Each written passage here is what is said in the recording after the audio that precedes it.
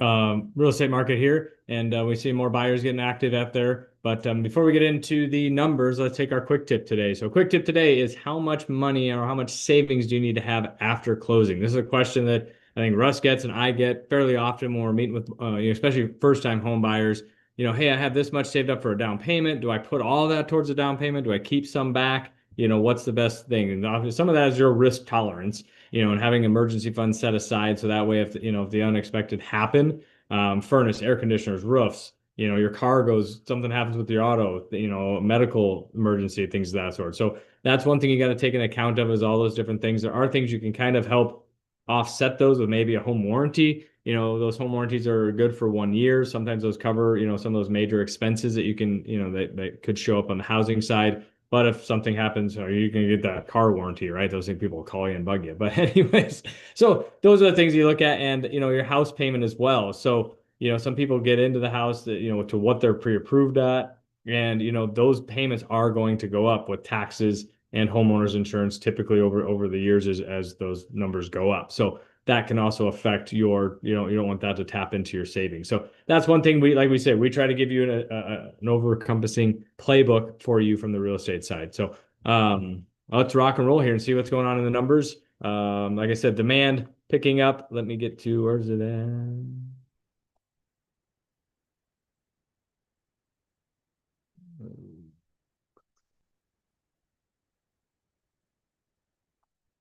All right, here we go. All right, 681 new listings went live as of last week. And last week and the previous week we had 688. So new listings didn't necessarily go up as much, basically on par what we had the last week. What went up was our new contracts. We had 399 new contracts written last week. And this week we had 452. So we're seeing more buyer activity pick up on that side. Sold homes jumped. I think we're at 500 and some on the sold homes. And then this week we're at 618. So what we look at is that new contracts number went up a little bit from last week. And so what that affects, obviously, that's going to affect our months of supply of inventory. So our month supply of inventory last week was 2.3 or 2.2. What does that mean to everybody? The 2.2 means basically we have 2.2 months supply of homes if no new homes came on the market as of today. And so when we look at those numbers, that's just indicative of, I'm setting up showings actually for today for one of my clients. And, they sent me houses last night. Two of those houses are under contract already. It's the middle of the week,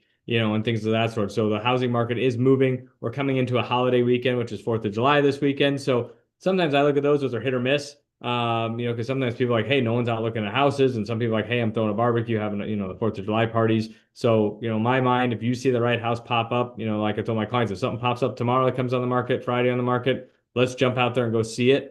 Because it might not last through the weekend. And some people may have similar mindsets. So it's one of those things, is how high do you need to jump? As high as you need to in that side. So I'm kind of like summarizing here. So obviously the demand's picking up. Good homes are still moving fast, like I just said. So obviously preparation is still matters a lot. Making sure you have your pre-approval letter, have your savings and things of that sort for your down payment.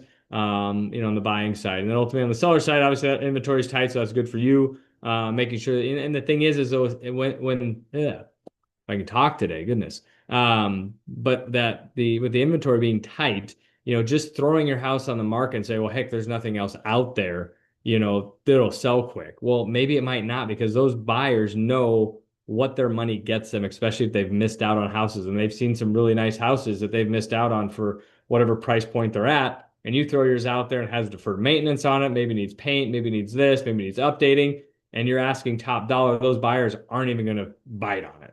They're going to say, nope, no, thank you. And then you're going to be like, well, why isn't it selling and things of that sort? Well, depending on some of those things, depending on price point, obviously that matters too. That can affect, from a seller's perspective. So obviously buyer activity increasing, like we said, obviously pricing drives results.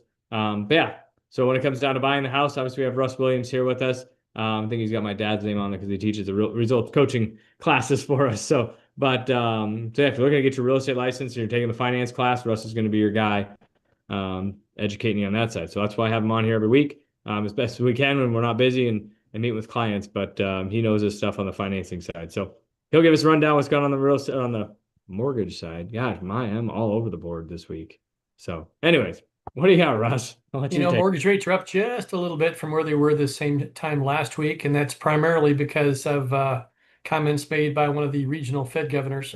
Cleveland Fed President Hammack had said earlier this week that we all know that inflation, when we have energy prices like oil prices, high inflation rises. Well, she also said that if energy prices drop, she thinks inflation will rise, which is a little bit more difficult to comprehend. Having said that, the markets have reacted kind of negatively the last couple of days. They'll take a little while here to shake out. We also though had oil. What is it? $68 per barrel. Before the Iraq situation, it was $67 per barrel. The hope and belief is that we'll see energy prices, gas, diesel, whatnot, drop here over the next several weeks as we move through the summer, and that could help mortgage rates. We obviously don't know for sure that that will happen. We don't know that that won't uh, kind of spring back up in the Middle East and become a mess again, but those things are all helpful. We will be watching very closely on Friday. The non-farm payroll report, commonly called the jobs report, is released by the Federal Bureau of Labor Statistics. And in the event that that number comes in hotter than expectations, that won't work well for mortgage rates. That typically has the market thinking that inflation will remain persistent. If it comes in below expectations, combined with oil hitting $68 a barrel, those will both could both be very positive for us. So be watching that pretty closely to see how that's going to play out. Having said that, though, we're nationwide. We're seeing somewhere between 30 and 40% of all mortgage transactions are refinanced. So what that means is for folks that are tight on their budget, with expenses having risen because of the inflation that we've all experienced, high gas prices and whatnot, there is equity in homes to refinance and uh, and uh, and free up some cash flow. At the same time, purchases are still very strong at certain price points, Mark, as you well know.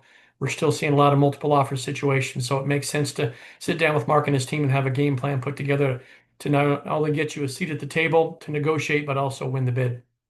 Yeah. No, I mean that's what it takes is it's having a coaching session with us, getting your ducks in a row, and just talking with you about what does it take to get into real estate and even thinking about real estate investing. So I think there's a lot of people out there that don't they hear about it, they maybe watch videos on it or things of that sort, but just getting a firsthand account of it, and even when you're buying your first house, let's look at, hey, can we house hack it? Can we, is this going to be potentially a rental house down the road? So thinking outside the box, and getting all the ducks in a row so that you just, I look at it as we're real estate advisors, in all honesty. Yeah, we can be agents and help you buy and sell houses, but, how can we help you make this an investment vehicle for you, on that side? So, anyways, we don't need to drag it out any longer, but if you have any questions, feel free to reach out to us. We're on here weekly for those videos. So, Mark Wayne the second here, Champions Real Estate Team, Berkshire Hathaway, Russ Williams with Williams Mortgage. Give us a holler. Happy to help you. And we'll see everybody next week.